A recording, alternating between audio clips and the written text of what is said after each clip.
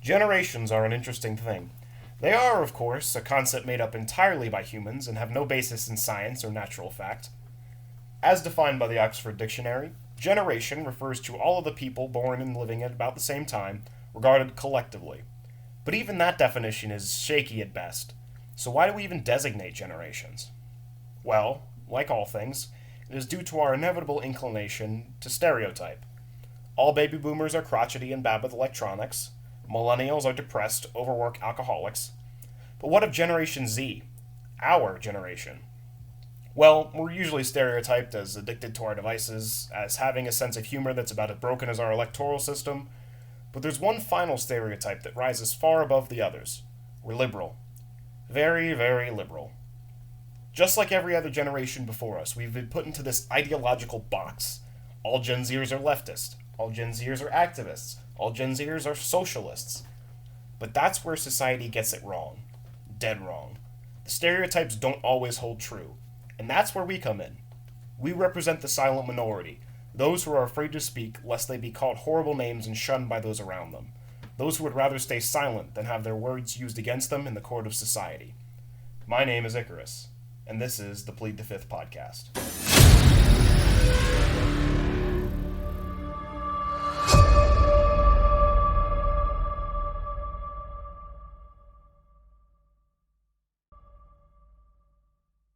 On this show, we'll be discussing a wide variety of topics, from philosophy to government to culture as a whole.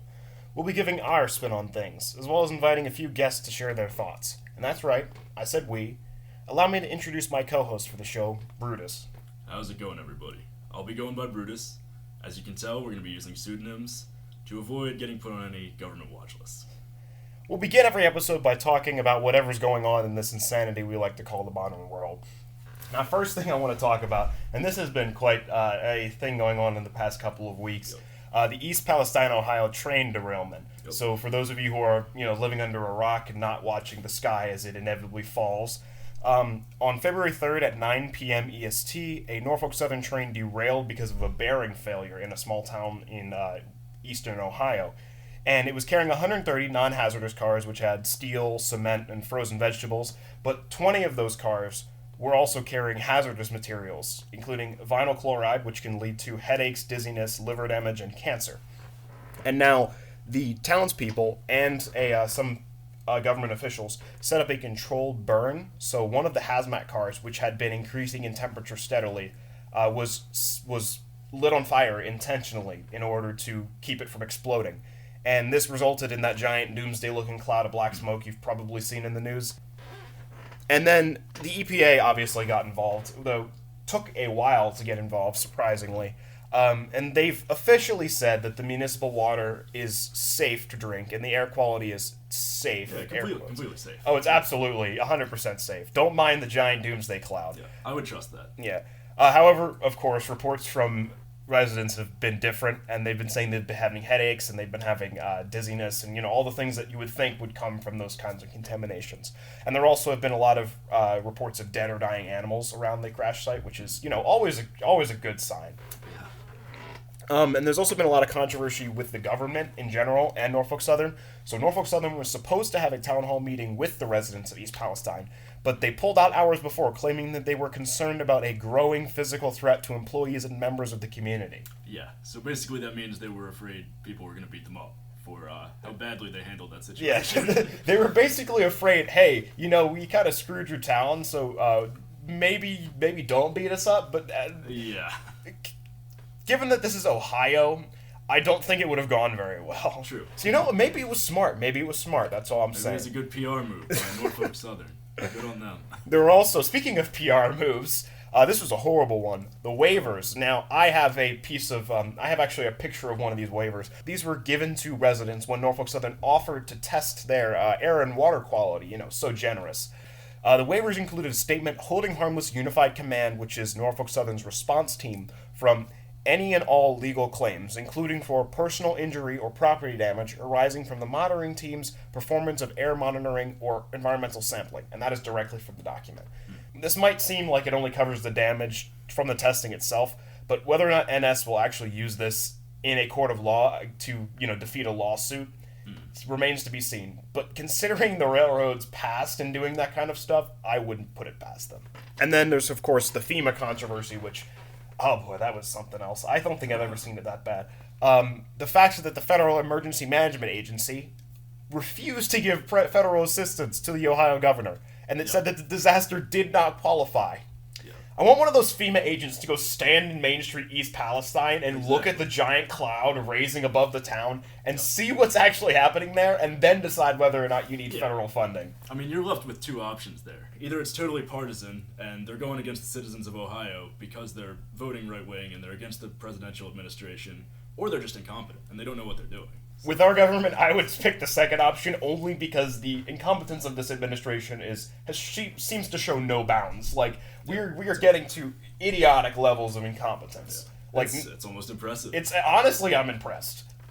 And then, of course, we have the second kind of thing, and this is taking a backseat. As you know, the media likes to just immediately forget about one thing that's happening and move on to the next big explosion thing, which happened to be literal in this case. Yeah, an actual explosion. Yeah, an actual explosion. So the previous explosion, which also was an explosion, was the spy balloon, and I'm sure you've seen this all over the news. Yeah. It was originally found and tracked February 2nd, and then it was shot down February 4th by I believe it was an F-22. Yeah. F-22. Us with the largest military budget in the entire world couldn't shoot it down right before it got to the United States. No, we had to wait until it crossed the entire continent. All the way from Montana to South Carolina.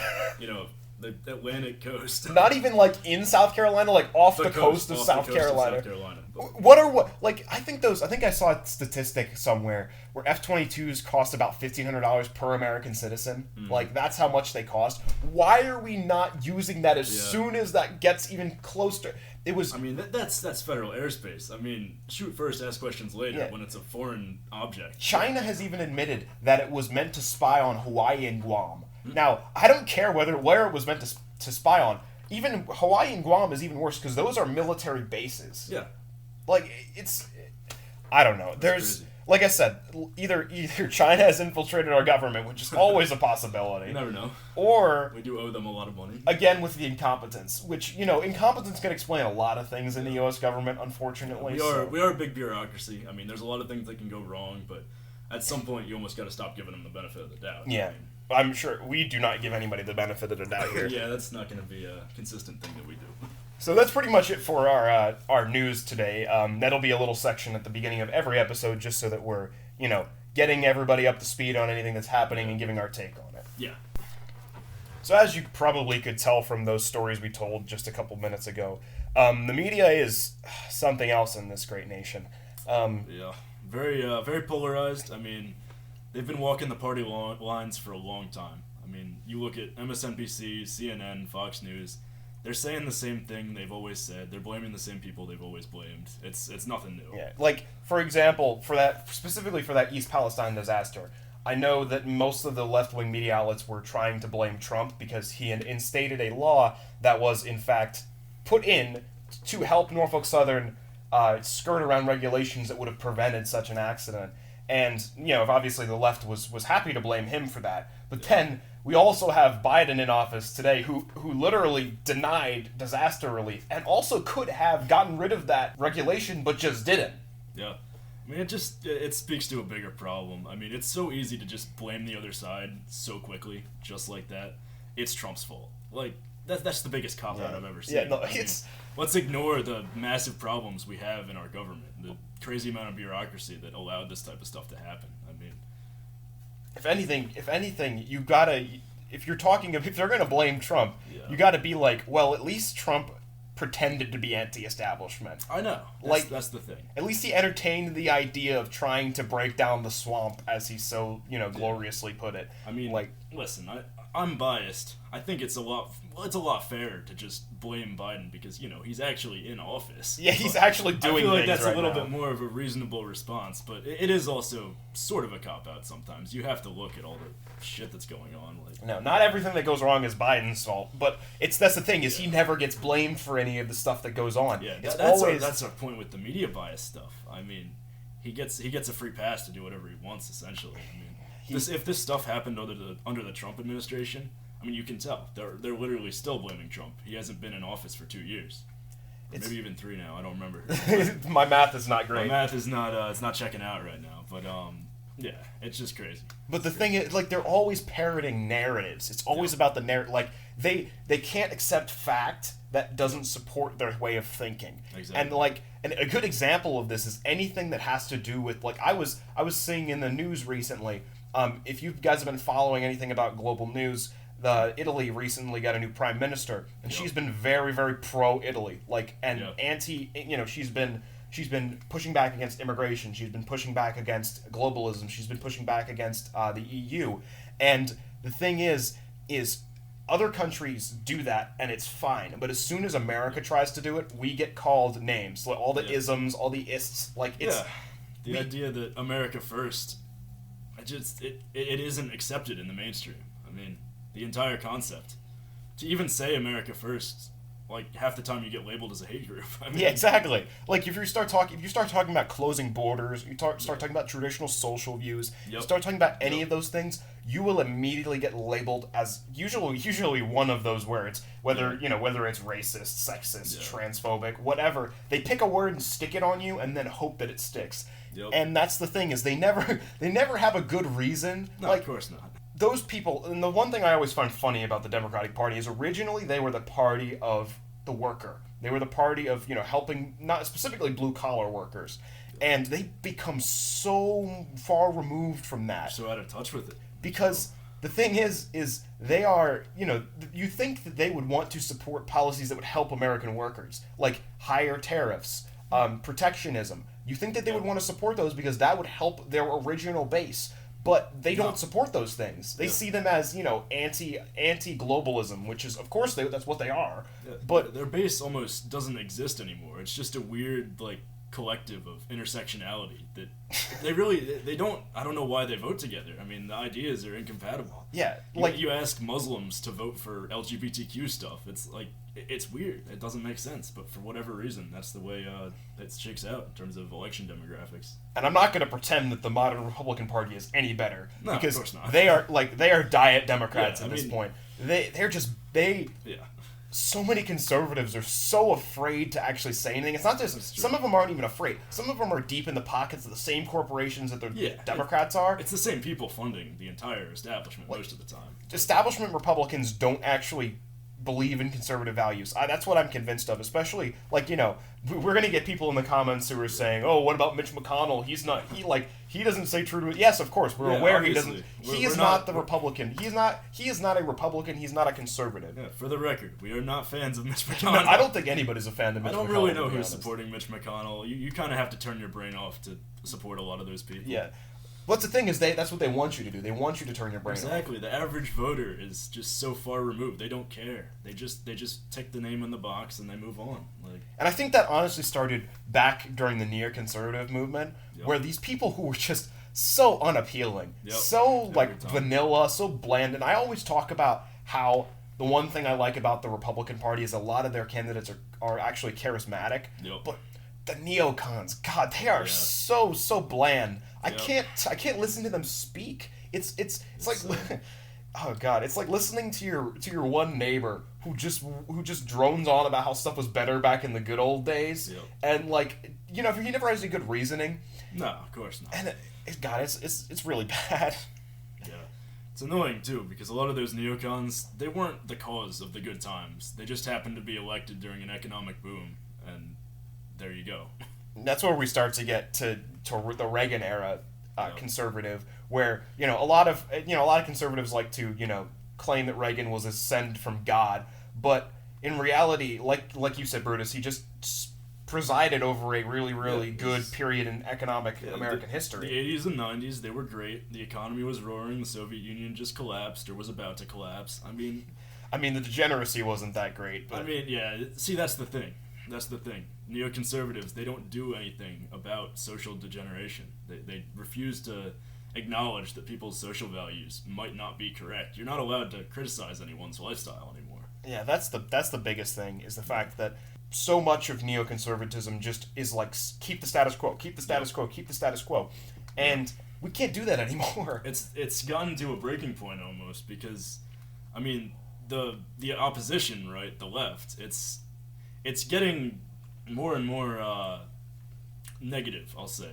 Like, some of the stuff they come up with, I mean, transgenderism, stuff like that, it's not appealing. It's getting to a breaking point almost. It's starting to get a little ridiculous, to be honest. Yeah. And like, it's just they're shifting. The thing is like, the Republican Party has not really changed since the 1980s. No. But the Democratic Party has shifted far, far left. And I'm not saying the Republicans should shift right, but what I'm saying is we need to think about what is going to actually make us get elected, what is going to make sense. And I think I'm truly a believer that some people on the left, a lot of people on the left, don't believe in all of the propaganda and all of the, of course, the alphabet mafia, as I like to call them, that stuff.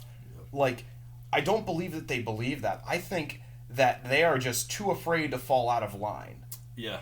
I mean, you definitely saw that in 2016 specifically. Bernie Sanders, he essentially won the Democratic nomination and just kind of got shafted. Yeah, absolutely. I mean, there's obviously an establishment bias. I mean, it's definitely present on the right as well. Oh yeah, well, like we've seen that with, and it's funny because early Trump was anti-establishment, but he's almost become the establishment, especially at this point. Yeah, like. We saw that, like, the whole thing that went on between him and DeSantis, like, the little war that they had, was the pettiest thing I've ever seen. There was like, if conservatives are going to win any elections, they need to be together, and they need to be forward-thinking. Thing with Trump is as soon as he got power, he immediately became, like, every other neocon. Like, he didn't actually, he always talked a big talk, but he's a businessman. He doesn't do anything. Exactly. Like, I mean, it's two options. I mean, either he was never the guy he claimed to be, or the establishment is just really deep rooted, and it's probably a combination of both. I think it's almost like like that quote where you either die a hero or live long enough to see yourself become the villain. Yeah, like exactly. Trump, like he came in as this new person who hadn't been in politics before, and he shook the system, and he stood on that stage and he said, "I know the system's rigged because I use it." And nobody's ever said that before. So people elected him on that promise. But then he slowly devolved into the same patterns we've seen with every other Republican ever.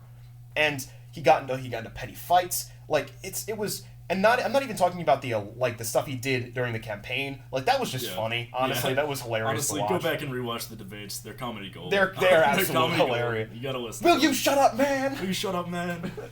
You'd be in jail. Yeah, no, those debates were hilarious. But I'm not even talking about that. I'm just talking about more just his policy. His policy was just. It didn't really break the mainstream all that much. I mean, we elected him on that promise. He didn't even build the wall all the way. Yes.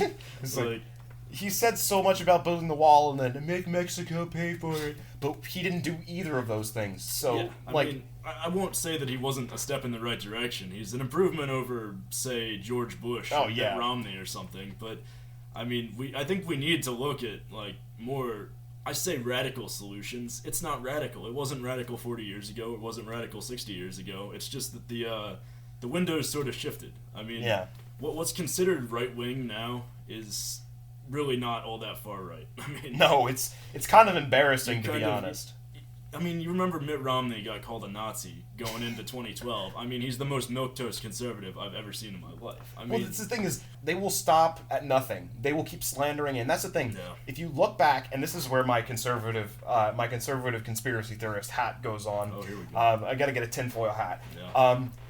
Back in the 1950s, the American Communist Party said, when you have an opponent in a political debate, don't just fight them with your values. Yep. Start calling them things that already have a bad taste, which at that time was a Nazi or a fascist or any of those things. Smear them. Yeah. They start calling them those things, and if you smear them, eventually people will all believe that they are those things. And that's what the modern left does. And that's part of why we've started this podcast, is to give young conservatives a place where they know that they can hear their own viewpoints. Yeah, exactly. And remind you guys that you aren't crazy. You're not crazy. Trust me. We thought we were crazy before we started this thing. Yeah, because, I mean, you voice this stuff in academia and stuff like that, you're kind of done. You'll get lambasted. Crucified. Yeah, like, it will be bad. And that's the thing is, it's not like that. The real world is not like that. And that's what the left wants you to think, that you're alone. They want you to think that, you can't have these views, they're not socially acceptable, but they are. Yeah. And that's the thing. They've worked for a long time. I mean, that kind of leads into traditionalism and stuff. I mean, holy shit. And we're gonna have an episode sometime soon about those kind of traditional values. No, we wanted to talk about masculinity a little bit. Yeah, because if you couldn't tell, we're both men. Yeah, well, actually, you can never tell these days. Yeah. You can't assume that sort of stuff. No, I'm sorry that I assumed your gender. Would you like to state your pronouns? Oh, that's a tough one. I'll get back to you on that. Okay. Just anyway, but yeah, hopefully we'll have an episode here on that kind of stuff pretty soon coming up here. At some point. Because I'm interested in talking about that, especially with the departure of Andrew Tate from the kind of scene, which I'm sure that's going to be a whole can of worms that we're going to have to do some research on. Very interesting guy. Oh, yeah. We're going to clickbait the shit out of that. We will, absolutely. You'll know when that episode comes out. Don't worry. Just to kind of wrap things up here, I want to give you guys a challenge. So many modern conservatives are afraid to speak out, which is why, we're kind of guilty in this. We created a podcast with pseudonyms. Yeah, we're going by fake names. Yeah, I mean, so listen. I want you guys to speak your beliefs, because the left is so blatant with their beliefs. They have no shame in showing everything off. Yeah. Including some things that should be considered illegal. That's true. Show your beliefs. Yeah. Let them out. Let people know who you are. It's better to be true to yourself than to live a lie. And I lived a lie for many years. I would, for a long time, I was a closet conservative, if that's the correct term. Yeah. And I just one day I just decided, hey, I'm just gonna do this, and this is me now. And I think it will go better than you expect. Yeah, you're gonna find people that are like-minded. I mean, it's something special. I mean, go out, do something. Speak, go to a protest, do anything that you can, but be respectful. We never want to become, that's the thing, is we never want to become like our enemy. Exactly. Yeah, stare not into the abyss, because the abyss also stares into you. Don't become the enemy. You need to be respectful, responsible, be peaceful. And if you're following us on Instagram, you go ahead and take a look at that quote of the month. That'll be on there, and that kind of applies to that. Yeah, check that out. But I think that's all that we're going to have time for today on this episode of Plead the Fifth. Make sure you follow us on Instagram and on our Twitter. Brutus is running our Twitter. You'll get some good memes from there. Yeah. I'm running our Instagram, so go over and say hi in the comments to me. And that'll be it for today. Well, thank you. This is Icarus. Yep. Later, guys. This is Brutus. I'll see you. Signing off.